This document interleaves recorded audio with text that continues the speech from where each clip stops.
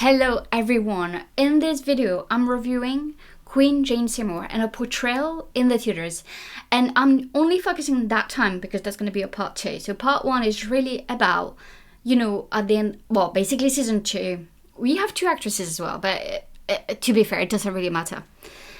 And I'm portraying how she's represented as this kind of opposite of Anne Boleyn. Why I think there are so many problems with this portrayal of Jane Seymour that is in season 2 or season 3. But we have some hints of what she would have been like, actually. We have some effort sometimes in the Tudors, right? To make it a bit more historically accurate. But there are lots and lots of problems with this portrayal. And I'm gonna discuss this. So it's just part 1, the season 2, so the first actress. And then we'll do the part 2 when she's actually queen. So here's the rise, basically, of Jane Seymour. And I'm going to not only discuss the portrayal itself, but also discuss the history behind it. When sometimes they did look at evidence and when sometimes they completely disregarded. As we know, they did it quite a lot. So let's do this.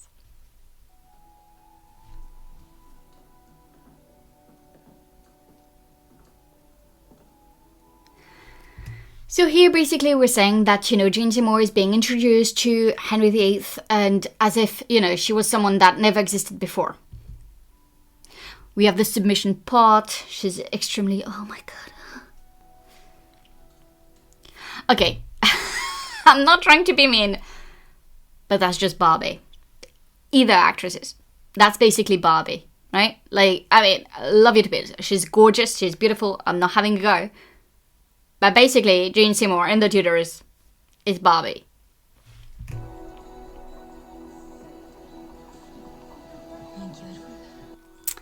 So here we have Jane with her brother, Edward Seymour. Sister. Thank you, Edward.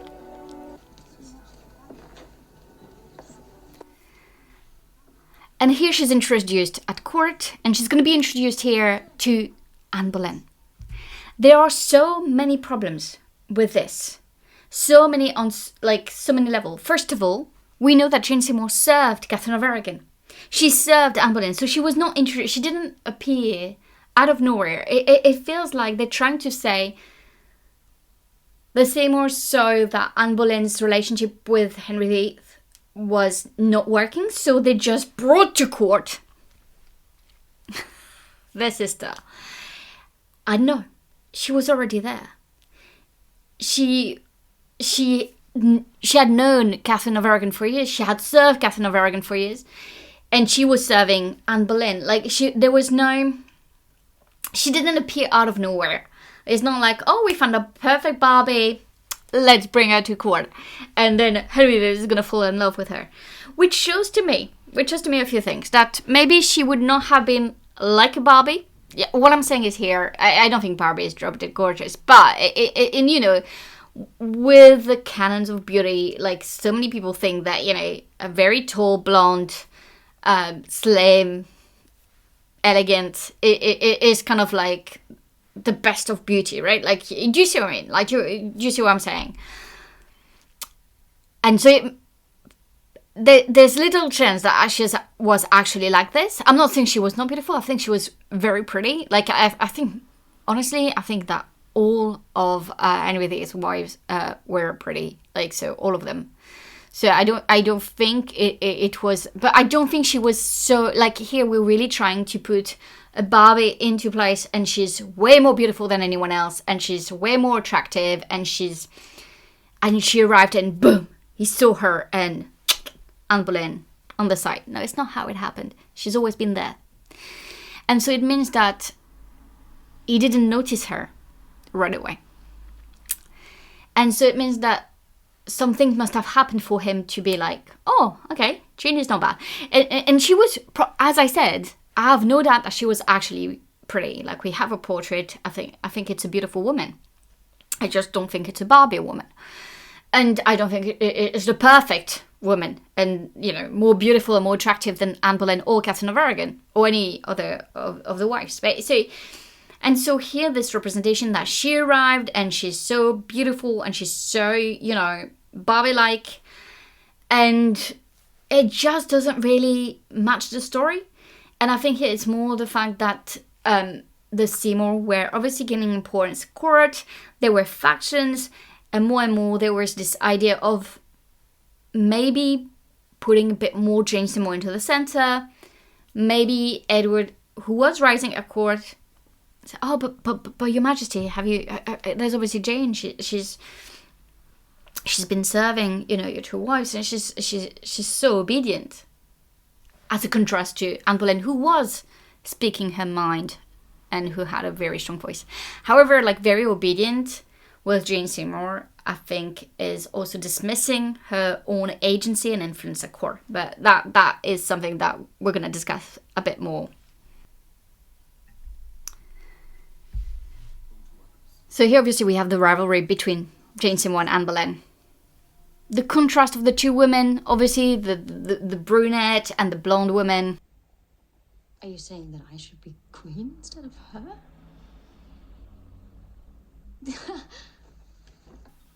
Okay, so here we're basically saying that they were plotting.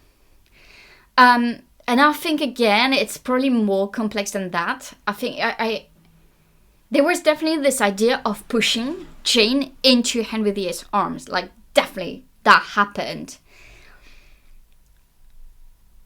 But they didn't know, especially at that time. So you'll see in the show, we know that we're 1535. And in 1535, it's a very difficult time. I mean, it's a complex year, not difficult time. It's a very complex year.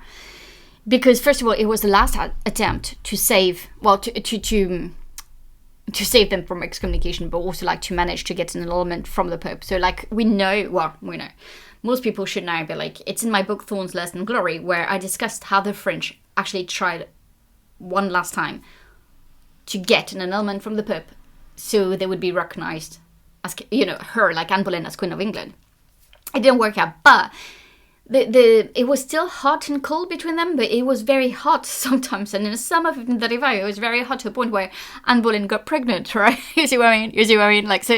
So here we are in 1535, claiming that they are already scheming. So yes, Jane had kind of maybe she drew the interest from the king. She was a bit what is this little, maybe she's more beautiful than I thought. Maybe she's more interesting than I thought. You see what I mean? That kind of interest.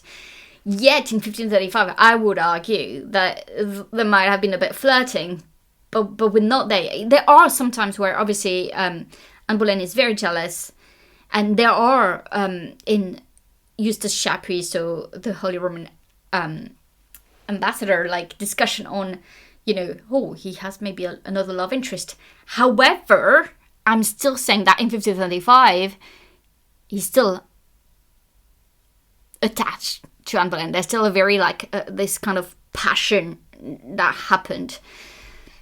So here, saying, what are you saying? You want me to be queen? That in the timeline, it's not working. It would have worked very way later in 1536, and it shows the Seymour are scheming from the beginning, and scheming to maybe show that there's maybe another option. Also, there's another problem that is not discussed here, is that as long as Catherine of Aragon was alive, which in 1535 she still was, Henry VIII doesn't have any other options. He can sleep with Jane Seymour if he wants. That's all he can do. I mean, he can't get a bloody third wife. He's already, the Catholics thinks he's married to Catherine of Aragon. The others are oh, it's Anne Boleyn. He can't just be woo, I do whatever I want. I'm going to get a third wife. That's not happening, right? So, again, that doesn't work in the timeline. That doesn't work at all. And here we just have this kind of pathetic, are you saying I'm being queen? It just doesn't work in the timeline, in the history. I'm about to go and joust. So here we're in 1536, is going to be with the jousting accident of Henry VIII. And so that's why we know where we are. I mean, that's where we can have, so we're in January 1536. It's going to be the death of Catherine of Aragon. And unfortunately, the miscarriage for Anne Boleyn.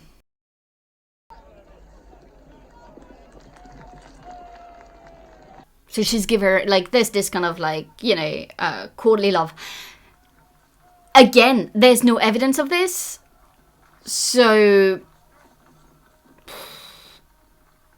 I just think it would have been very risky for Henry VIII to do it that way. And so then there's this accident, and then she's like completely distressed.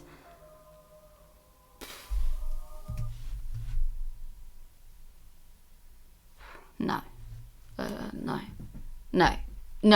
No. Come on. Could you please stop being ridiculous for a minute? Well, then obviously you have the relationship that develops, and you have obviously Anne Boleyn who finds out, and she's very aggressive about it. She knew about it before. But that's where you have the downfall of Anne Boleyn and the rise of Jane. There's this thing where she's put more and more into the arms of Henry VIII. And obviously here it's very clear that you have the male members of a family like pushing her into that. And it's also something that we've done with the Boleyn faction, that we're doing with the Seymour faction, where the men are always orchestrating everything. And I think there's just more to the story. Now, a very interesting scene is when you have a conversation between Henry and Jane. It's at the end of season 2 of the Tudors. That wants to be more accurate, I think. If your majesty would allow, I should like to talk about your daughter, Mary. When I am queen, I should hope to see her reinstated as heir apparent. That is quite funny, because I don't think she would have said heir apparent. Reinstated in the succession? Reinstated at court? Going back into favor? Yes. Reinstated at heir apparent? What's the purpose of her then? And I love that he laughed. That is quite funny. Jane, you're a fool to hope so. You ought to solicit the advancement of the children we are going to have, not any others. Look, your majesty, I thought I was asking not so much for the good of others as for the good, the repose, and the tranquility of yourself, as well as the children that we may have ourselves, and for the tranquility of your majesty's kingdom. Okay. So there's one thing I like, one thing I don't like. Yes, I think that Jane Seymour actually cared about the kingdom, actually cared about the people. She was a devout Catholic, and her allegiance went to Catherine of Aragon rather than Anne Boleyn, though she played her cards well, if I'm honest, because she remained in Anne Boleyn's service, so quite good at playing politics herself. Not that just like Barbie girl who doesn't really speak much, so that's quite good. And I think, so all of this, I think she cared. I don't think she would have, again, I don't think it makes any sense for her to say reinstated as heir apparent. No. But in the succession, probably at court, definitely yes. She definitely played a role in this. And now how do you think, forgive me? That is ridiculous. And then you have the most ridiculous part where it's kind of the theme and the myth around Jane Seymour that kind of really tires me. You are so pure. You are so pure. What does that even mean? You're so pure. That's just this idea that she's just Barbie-like and stuff. So that's my review for the first, like the first actress of the Tudors. It's too Barbie-like. It's the same. It's gonna be the same for part 2. But part 2, I think we have which they try to see a bit our agency, but there are a lot of things they got wrong. So please watch out for part 2, because I will do part 2 and I will review it for you. But yeah, so that's my review of Jane Seymour in the Tudors. Too Barbie-like, a bit ridiculous at time, and also, as we said, problems in the timeline, and problems as well as like just showing her as a scheming mistress or and potential queen. I don't think that's how it actually happened and worked. Let me know in the comments what you think of this portrayal from that first actress, and let's discuss it in the comments. Thank you so much for watching. Bye.